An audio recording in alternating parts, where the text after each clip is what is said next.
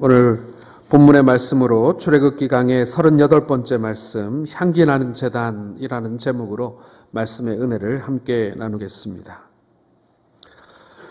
하나님께서는 우리에게 여러 가지 감각을 주셨습니다.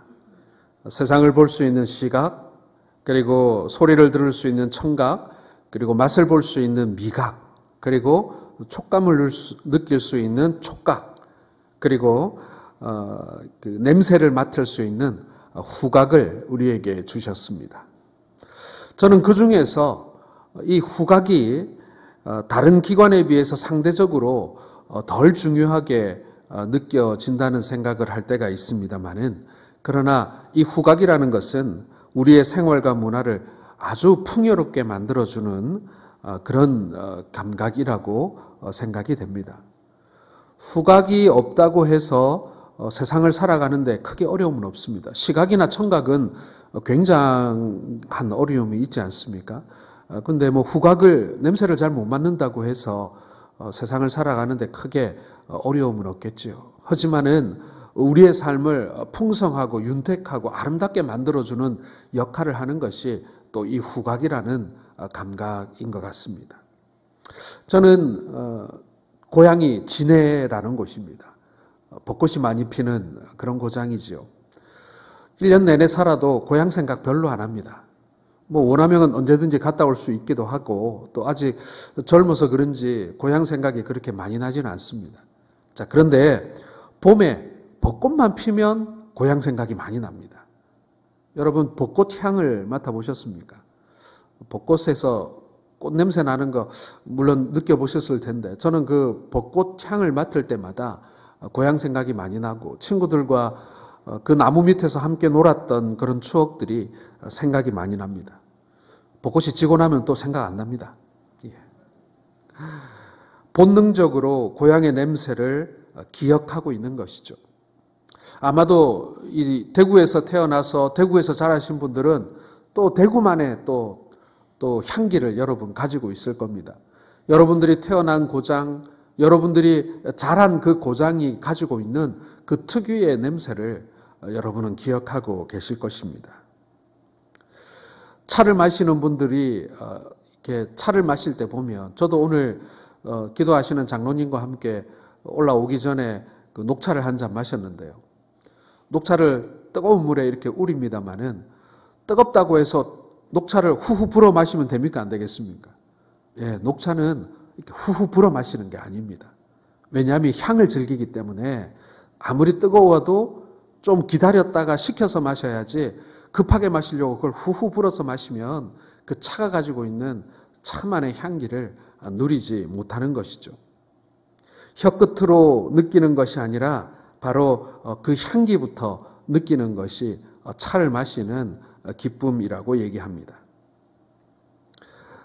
꽃이나 혹은 차에서 나는 향기가 사람에게도 여러분 난다는 사실을 알고 계십니까? 사람마다 그 냄새가 다 다릅니다. 사람보다 후각이 20배나 뛰어난 이 개에게 사람을 찾는 훈련을 시킬 때 평상시 그 사람이 입고 있던 옷의 냄새를 맡게 합니다. 그러면은 정말 멀리서도 그 사람의 냄새를 이 개가 찾아가는 것을 보게 됩니다. 왜 그렇겠습니까, 여러분? 아무리 사람이 많이 모여 있어도요, 그 옷의 냄새를 풍겼던 그 사람을 찾아냅니다. 사람마다 냄새가 다 다르기 때문에 그런 거예요. 가족들이 한 집에 모여 사는데요, 우리 식구들한테 무슨 냄새가 나라고 생각을 하지만 내가 그 가족들 속에 섞여 있기 때문에 냄새를 모르는 거죠. 어머니에게 나는 냄새, 아버지에게 나는 냄새, 아들과 딸에게 나는 냄새가 사실은 다 다릅니다. 한 번씩 저도 저희 집에서 딸 아이 방에 들어갔을 때 냄새가 다르고 아들 아이 방에 들어갔을 때 냄새가 다른 것을 느낄 때가 있는 것처럼 말입니다. 오랫동안 함께 살았기 때문에 그 냄새를 잘 분별하지 못할 뿐이지, 분명 사람마다 독특한 냄새를 가지고 있습니다. 사랑하는 성도 여러분, 여러분은 과연 어떤 냄새를, 냄새라고 하니까 그렇죠, 어떤 체취를 가지고 있고 향내를 가지고 있습니까? 좋은 냄새입니까? 나쁜 냄새입니까? 어떤 사람들은 자신에게서 지금 땀 냄새가 난다고 가까이 오지 말라고, 혹은 땀 냄새가 나는 것이 다른 사람들에게 불쾌하게 느껴질까 봐 걱정하기도 합니다. 그러나 여러분, 사실 땀 냄새는 굉장히 좋은 냄새입니다. 그것은 나쁜 냄새가 아닙니다. 생선 장사를 하는 사람에게 생선의 냄새가 날 것입니다. 그 생선 냄새는 결코 나쁜 냄새가 아닙니다. 좋은 냄새입니다. 좋은 냄새란 바로 내 생활에 배어있는 그런 냄새입니다. 저는 어릴 때 저희 할아버지나 혹은 저희 가족들에게서는 이 거름 냄새가 굉장히 많이 났습니다. 왜냐하면 집안에 소를 엄청나게 많이 키웠거든요. 그러다 보니 늘 이 가족들에게서 그 소에게 소똥 냄새가 많이 났어요. 그런데 어릴 때는 그게 싫지 않았습니다. 그게 우리 가족들이 살아가는 생활 환경을 이렇게 주변에 있는 그 아주 평범한 냄새였기 때문에 그런 것이죠. 여러분, 우리의 삶 속에서, 생활 속에서, 나의 직업의 현장에서 나는 냄새는요, 나쁜 냄새일 리가 없습니다. 나에게서 나는 땀 냄새, 열심히 일한 사람에게서 나는 그 냄새는요, 나쁜 냄새가 없어요. 그러나 진짜 나쁜 냄새도 있습니다. 좋은 냄새가 있는 반면 나쁜 냄새는 어떤 것이겠습니까? 욕심 많은 사람에게서 나는 돈 냄새가 나쁜 냄새 아니겠습니까? 아끼지 않고 흥청망청 마구 먹고 버려지는 상해버린 음식에서 나는 냄새가 나쁜 냄새가 아닐까요? 생명이 사라져버린 사람이나 동물의 사체에서 나는 냄새가 좋을 리가 없습니다. 생명이 사라져버린 썩은 곳에서 나는 냄새는 분명 나쁜 냄새라고 할 수 있을 것입니다. 오늘 우리가 함께 읽은 이 본문은요, 분향단에 관한 규례입니다. 분향단은 여러분 그림을 한번 보시겠습니다. 그림에서 보는 것처럼 말 그대로 이름을 피우는 향을 피우는 단입니다. 향품을 거기에다가 불 붙여서 연기가 나게 하고 그리고 향내를 품게 하는 향단인 것이죠. 대제사장은 하루에 2번 아침과 저녁으로 이 분향단의 향을 점검하고 그 향이 하루 종일 끊어지는 일이 없도록 했습니다. 자, 7절과 8절을 한번 같이 읽어보겠습니다. 시작.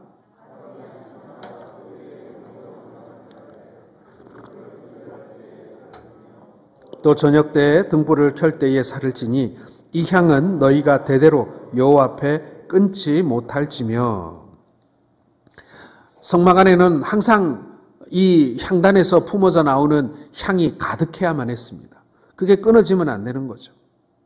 여러분, 좋은 냄새란 생활에서 묻어나는 냄새가 좋은 냄새라고 했습니다.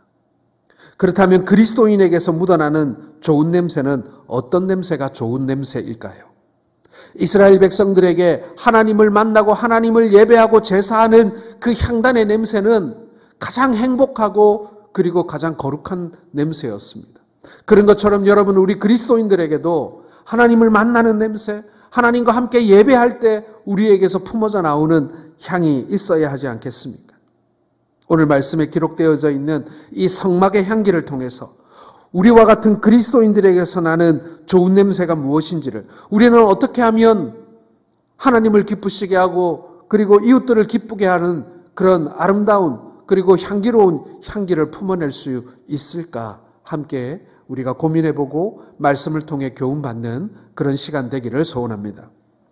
첫 번째로 여러분, 그리스도인들에게서 나야 하는 냄새는요, 기도의 냄새입니다. 여러분, 이게 제일 중요합니다.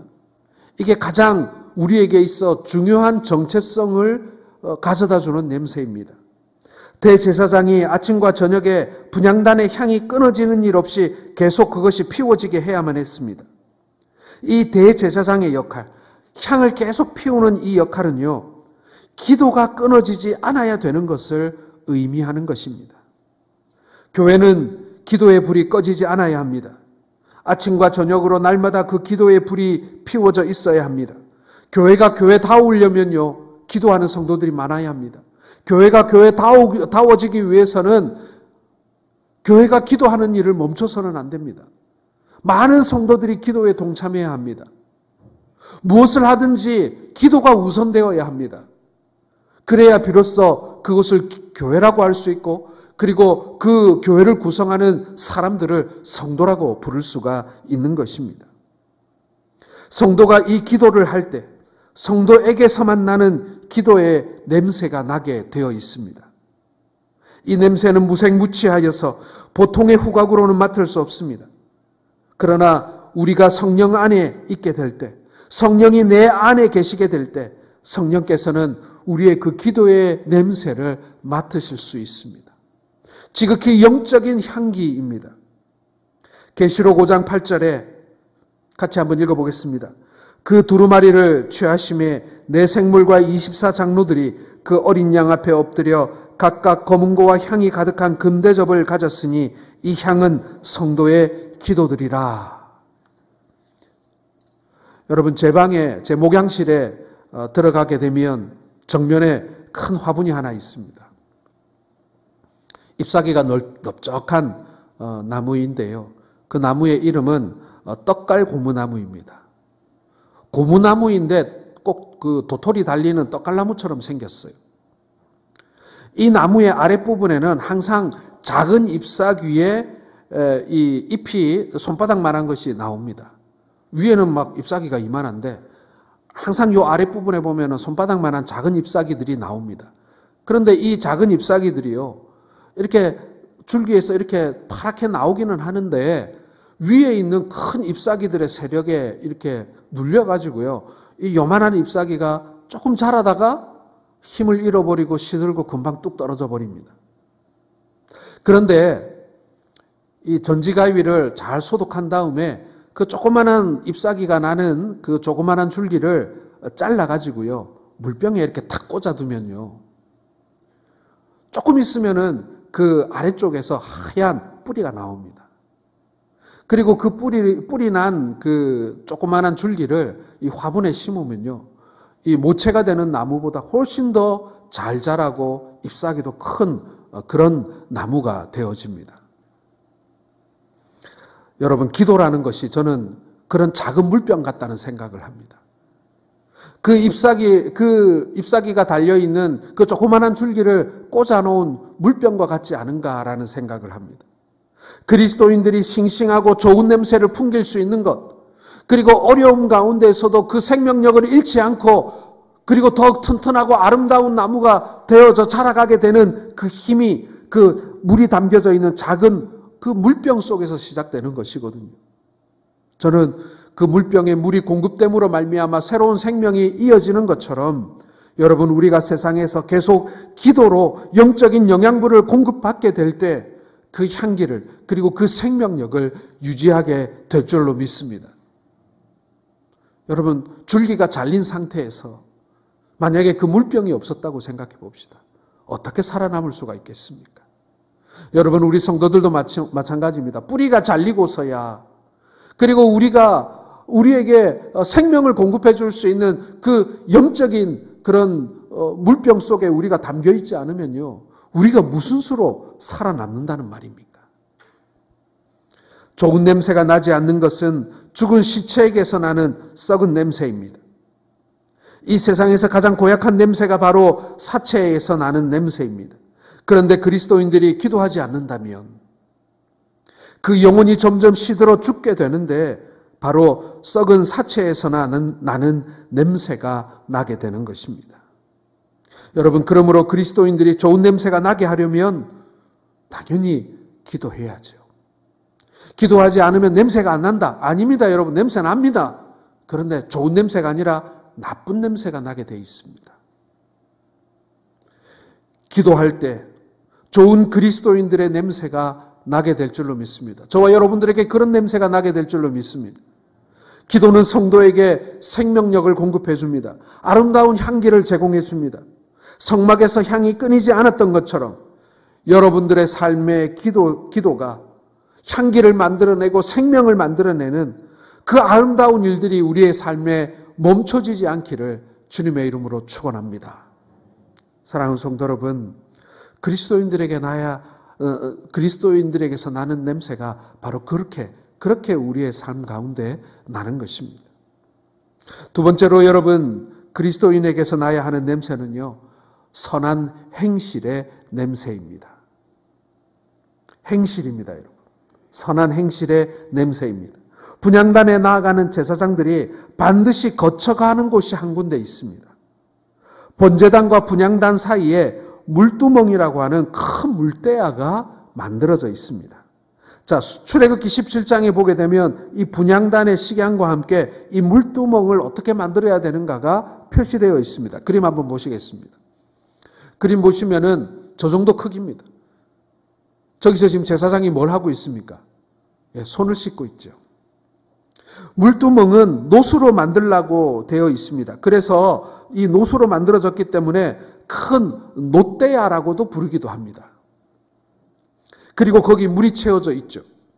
그리고 이 물두멍의 용도가 아주 특이합니다. 자, 출애굽기 38장 8절의 말씀을 한번 같이 읽어보겠습니다. 시작.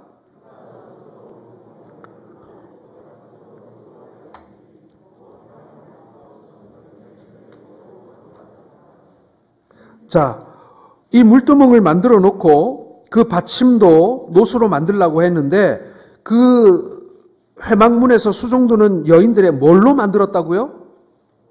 거울로 만들었다. 거울의 기능을 하도록 만들었다는 것입니다. 옛날에는 지금처럼 좋은 거울이 없었죠. 옛날 거울은 노스를 반질반질하게 다듬어 거울로 사용했습니다. 동으로 만든 거울이 바로 그것이죠. 여러분, 거울의 용도가 무엇입니까? 자신의 모습을 비춰보는 것이죠. 고린도전서 10장 6절에 보면 이러한 일은 우리가 본보기가 되어 우리로 하여금 그들이 악을 즐겨한 것 같이 즐겨하는 자가 되지 않게 하려 함이니라고 되어 있습니다. 여기서 우리의 본보기가 되며 라고 할 때 이 본보기가 바로 거울을 말하는 것입니다. 바울은 고린도 교인들에게 이스라엘 백성들이 광야에서 우상 숭배하다가 죽게 된 일을 거울 삼으라고 말씀하고 계시는 것입니다. 여러분, 좋은 행실은 좋은 냄새가 나게 되어 있습니다. 그것은 그리스도인들의 향기입니다.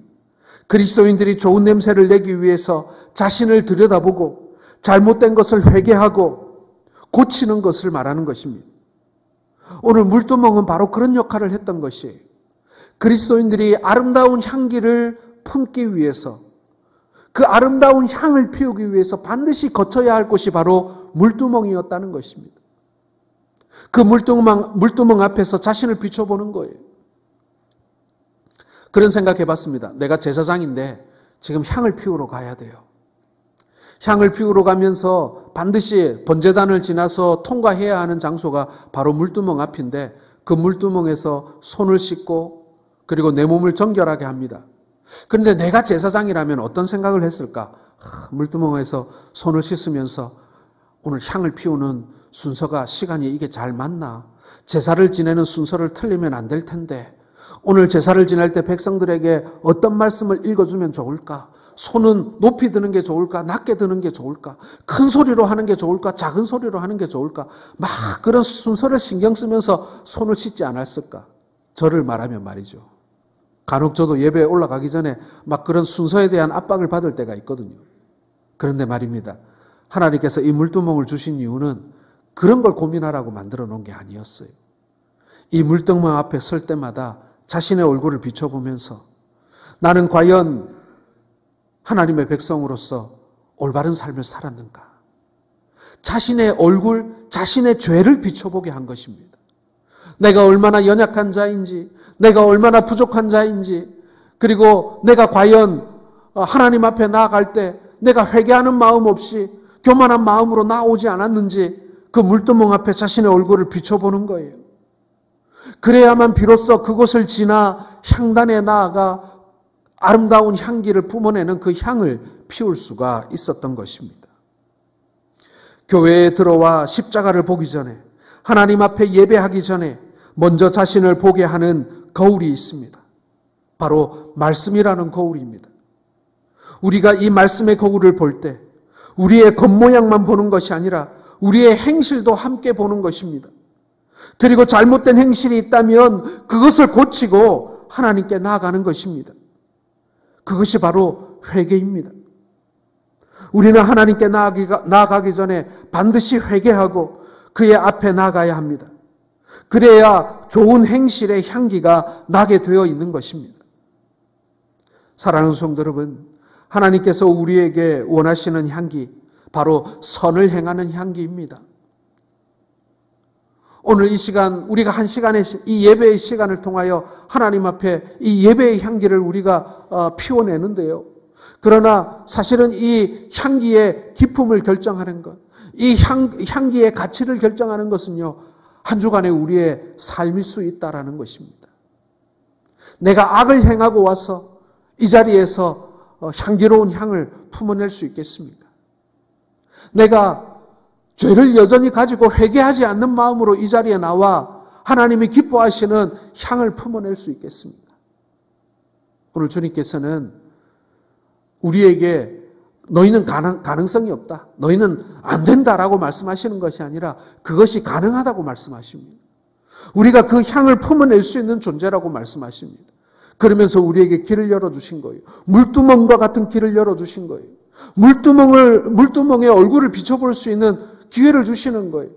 우리에게 주어진 이 말씀이라고 하는 물두멍 앞에 우리를 비춰봄으로 말미암아 우리가 우리의 행실을 돌아보고 우리의 삶을 돌아보면서 주님 앞에 진정으로 회개된 자가 품어낼 수 있는 향기를 품어낼 수 있도록 하나님께서 오늘 우리를 불러주시고 우리에게 기회를 주심을 여러분 믿으시길 바랍니다. 우리의 행실을 통해서, 우리의 삶을 통해서 하나님 앞에 아름답고 향기로운 향을 품어내는 우리 모든 성도들 되기를 주님의 이름으로 축원합니다. 세 번째로 여러분, 그리스도인들에게서 나는 향기는 소금과 같은 향기가 나야 합니다. 여러분 혹시 소금 향기를 맡아보셨습니까? 저는 소금의 냄새를 모르겠습니다. 그런데 여러분, 소금과 같은 향기는 무엇을 말하는 것일까요? 오늘 35절을 한번 같이 읽어보겠습니다. 같이 읽겠습니다. 시작. 그것으로 향을 만들되 향 만드는 법대로 그것에 소금을 쳐서 성결하게 하고. 왜 이 향품을 만드는데 거기에 소금을 치는지는 저는 잘 모르겠어요. 화학적으로 어떻게 하는 건지. 그런데 오늘 이 향을 만드는 법 속에 소금을 쳐서 정결하게 하는 과정이 있다라는 것입니다. 저는 생각에 이 향 속에 소금이 포함되어 있다고 해서 소금의 냄새가 나지는 않을 것 같아요. 소금 냄새는 뭡니까 여러분? 저는 한 번도 맡아본 적이 없는데. 하지만은 이 향을 거룩하게 만드는, 성결하게 만들게 하는 기능을 이 소금이 하는 것만은 분명합니다. 하나님께서 그렇게 제조 과정을 말씀해 주셨잖아요. 그리스도인들에게서 나는 향기 가운데 제일 중요한 것은 부패하여 썩지 않게 하는 역할이 아니겠습니까? 좋은 냄새가 나더라도 시간이 지나면 썩게 되어 있습니다. 썩지 않게 하는 역할을 하는 것이 바로 소금입니다. 우리가 너무 좋은 향기만 만들다가 자칫 잘못하면 쉽게 썩어버리는 그런 향품을 만들 수 있습니다. 그러므로 소금의 역할이 너무나도 필요한 것이죠. 우리가 우리의 삶에서 너무 향기를 많이 이렇게 만들고 싶어 할 때가 많이 있습니다. 왜요? 사람들의 시선을 끌고 싶어서요. 사람들에게 주목받고 싶어서요. 사람들이 칭찬하는 것을, 부러워하는 것을 즐기고 싶거든요. 그래서 어찌하든지 내 삶의 향기를 많이 내보려고 자연스러운 향기, 내 삶의 어떤 성품과 인격, 신앙에서 나오는 향기면은 참 좋겠습니다만은 억지로 인공적인 향기를 가미합니다. 많이 배운 것을 자랑하고 화려한 옷을 자랑하고 많이 가진 것을 자랑하면서 억지로 세상의 향기를 내어보려고 노력합니다. 그래서 사람들의 시선을 더 끌고 싶어 해요. 그런데 그러다 보면 결국 내 삶이 썩어 들어가는 것을 모를 때가 있다는 거예요. 저는 소금이 바로 그런 역할을 한다고 생각합니다. 비록 향기를 더 많이 내는 데는 도움이 되지 않아요. 소금은 향이 없잖아요. 하지만 그 소금은 그 향품을 오래가게 만들고 부패하지 않게 만들어주는 기능이 있는 것입니다. 우리가 잘 아는 마가복음 9장 50절의 말씀을 같이 읽겠습니다. 소금은 좋은 것이로되 만일 소금이 그 맛을 잃으면 무엇으로 이를 짜게 하리요? 너희 속에 소금을 두고 서로 화목하게 하라 하시니라. 예, 소금의 기능 중에 뭐가 나옵니까? 서로 화목하라라는 말씀이 나옵니다. 소금의 역할 가운데 하나가 바로 화목하게 하는 역할입니다. 여러분, 제사장이 성막에 들어와서 제사를 드릴 때 가장 중요한 목적이 무엇입니까? 하나님과 원수되었던 이 백성들이 죄로 말미암아 하나님과 가까워질 수 없었던 이들을 다시금 그 죄의 문제를 해결함으로 말미암아 하나님과 화목하게 하는 역할이 바로 그 제사의 목적이고 그 제사를 집례하는 제사장의 목적 아니겠습니까? 오늘 그 제단 안에 피워지는 이 향단에서 피워지는 이 향의 기능 중에 하나가 뭐냐면은 바로 화목해 하는 역할입니다. 그리고 그 향품 속에 소금이 들어 있습니다. 그리스도인들이 좋은 냄새가 나려면 관계가 좋아야 합니다. 집안에 고기가 가득하지만 그 집안의 식구들이 서로 으르렁거리고 싸우기만 한다면 그것이 그 가정의 부요함을 말해줄 수 있겠습니까? 그 가정의 부요함을 자랑할 수 있겠습니까? 아니죠. 마른 떡 한 덩이를 먹어도 화목한 집안이 좋은 집안이죠. 성경에도 가정에 육선이 가득하여도 육류와 생선이 가득한다 하더라도 가족들이 싸우면 그건 지옥인 거예요. 교회도 마찬가지입니다, 여러분. 교회의 가장 우선적인 일이 화목해 하는 일이 되어야 합니다. 그리스도인들끼리 서로 싸우면 그리스도인들 사이에서 좋은 냄새가 날 일이 없습니다. 날 턱이 없습니다. 그러므로 우리가 좋은 냄새가 나게 하려면 바로 소금을 두고 화목한 냄새를 내는 것입니다. 이웃을 향하여 화목하기 위해 선을 베풀고 호의를 베푸시기를 바랍니다. 하나님께서 반드시 선으로 갚아주실 것입니다. 뿐만 아니라 우리 형제와 화합하고 화목하기를 힘쓰시기를 바랍니다. 그것이 향품 속에 소금을 섞어 우리로 하여금 거룩한 향기를 품게 하신 하나님의 뜻이라는 것입니다. 2차 세계대전 중에 영국을 이끈 영국의 수상이 바로 처칠경이었습니다. 여러분도 잘 아실 것입니다. 이 처칠이 어렸을 때에 강에서 물에 빠져 죽을 뻔한 적이 있었습니다. 그때 처칠을 살려준 사람이 누구냐면 이 처칠의 집안에 있던 하인이었습니다. 하인 하나가 물에 빠진 처칠을 보고 뛰어들어가 처칠을 구해낸 것이죠. 이 처칠경의 아버지는 고마운 마음에 이 하인에게 뭔가 선물을 하고 싶었습니다. 마침 살펴보니 그 하인의 아들이 아주 총명해서 공부에 소질이 있는 거예요. 가난해서 더 이상 공부를 할 수 없는 상황이었지만 이 처칠의 아버지는 자신의 아들을 살려준 그 고마움에 그 아들이 계속 공부를 할 수 있도록 도와줍니다. 그리고 의학 공부를 할 수 있도록 길을 열어줍니다. 그로부터 수년이 지난 후에 처칠은 영국의 수상이 되었습니다. 2차 대전이 발발했고 전쟁 내각을 이끄는 수상이 된 것이죠. 처칠은 전쟁터를 돌아다니며 전선을 살피고 병사들을 이렇게 위문하던 가운데 몸을 너무 혹사한 나머지 폐렴에 걸리게 되었습니다. 그 당시 폐렴은 여러분 치료약이 없는 치사율이 아주 높은 위험한 병이었습니다. 요즘 같으면야 병원 가서 주사 맞고 약 먹으면 나을 수 있습니다. 그러나 그때는 폐렴 걸리면은 굉장히 많은 사람들이 죽을 수밖에 없었어요. 많은 사람들이 걱정했지만 아무도 도와줄 수가 없었습니다. 스스로 이겨내는 방법밖에 없었어요. 그때 이 처칠의 소식을 듣고 한 사람이 나타납니다. 그리고 이 처칠의 몸에 세균을 죽이는 항생제를 주사해 주게 되지요. 약은 효과가 있어 처칠은 깨끗이 나았습니다.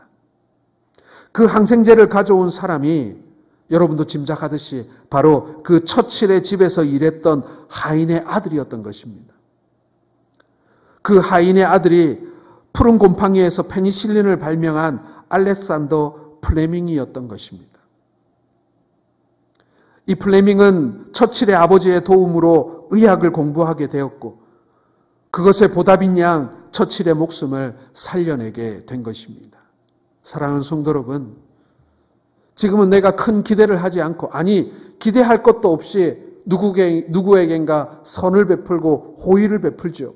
그런데 여러분, 그것이 반드시 주 안에서 보상되어질 줄로 여러분 믿으시길 바랍니다.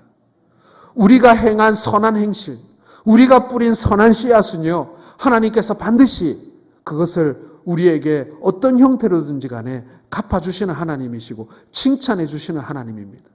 내가 뿌린 씨앗을 내가 거두지는 못하더라도요, 내 아들, 딸이 거둘 수도 있습니다. 내가 지금 목마른 자에게 물 한 잔을 대접해 주면요, 내 아들, 딸이 먼 지역에서 혼자 어렵게 살 때 누군가에게 물 한 잔 얻어마실 수 있는 거예요. 그래서 여러분, 내가 내 주변에 있는 어려운 사람들을 향해서 호의를 베푸는 이유가 그거예요. 옛날 어른들도 그런 얘기 많이 합니다. 내가 저 사람 도와주면 내 아들도 어디선가 도움을 받을 수 있겠지. 그런 기대를 하고 선을 행하는 어르신들이 많이 있잖아요. 참 좋은 마음입니다. 우리 하나님의 마음이 그와 같습니다. 선을 행할 때 하나님께서는 그것을 반드시 갚아주십니다. 긍휼을 베풀면 긍휼을 덧입게 되어 있습니다. 남을 윤택하게 하면 나도 윤택함을 덧입게 되어 있습니다. 남에게 베푼 친절은 반드시 자신에게 친절로 돌아옵니다.